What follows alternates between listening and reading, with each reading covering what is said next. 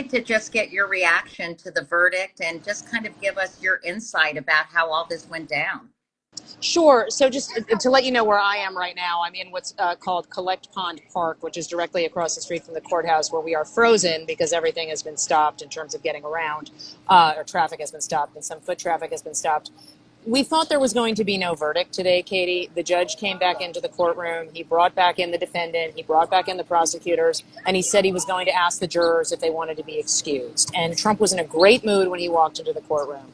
And the judge took a bit longer than we expected coming back. And once he finally got back, we discovered it was because, in fact, the jurors had told him they had a verdict. And they wanted a little more time to fill out their forms, but they were ready. The air just came out of the room. And there had been lots of speculation from Trump allies and even some advisors. It'll be a hung jury. They believe that Todd Blanche, his main lawyer, had done such an effective job on Michael Cohen during cross-examination that there was no way the jurors were going to convict, or at least not on all charges.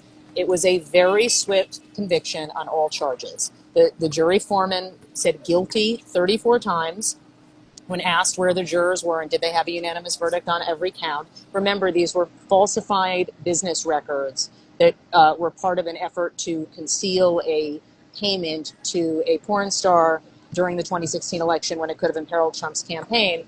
And the courtroom was just silent, Katie. I mean, normally when I've covered past verdicts in high-profile cases, the people with the defendant get very emotional when there's a guilty verdict. There was almost no emotion from anyone in Trump's orbit except his son, Eric, who shook his head like this a few times. Trump got up. Did he put his hand on President Trump's back?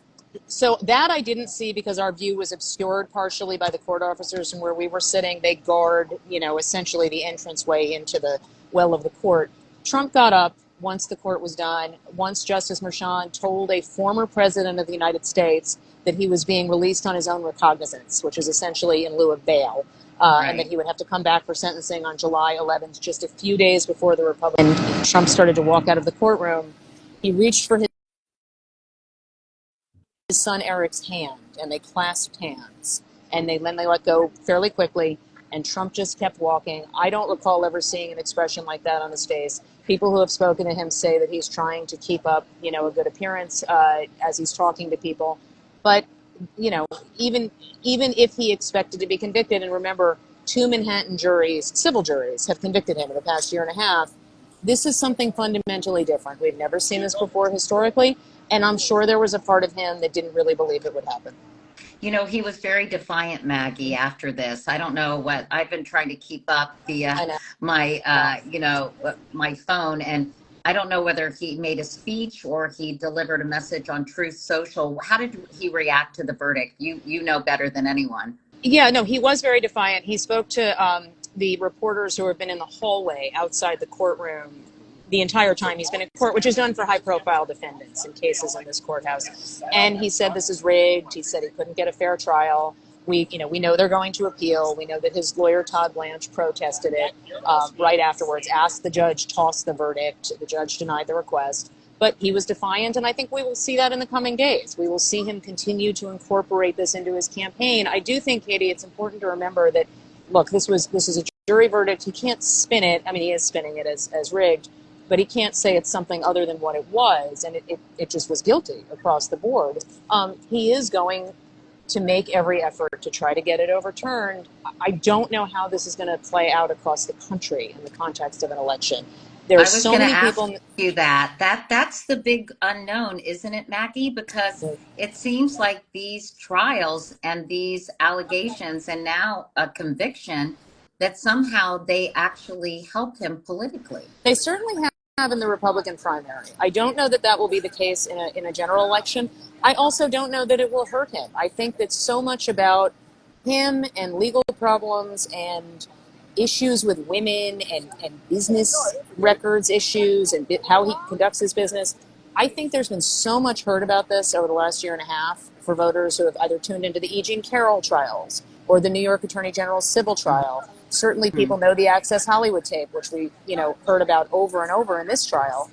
I don't know what new information voters learned about him during this, and I think the country is so incredibly divided. Yeah.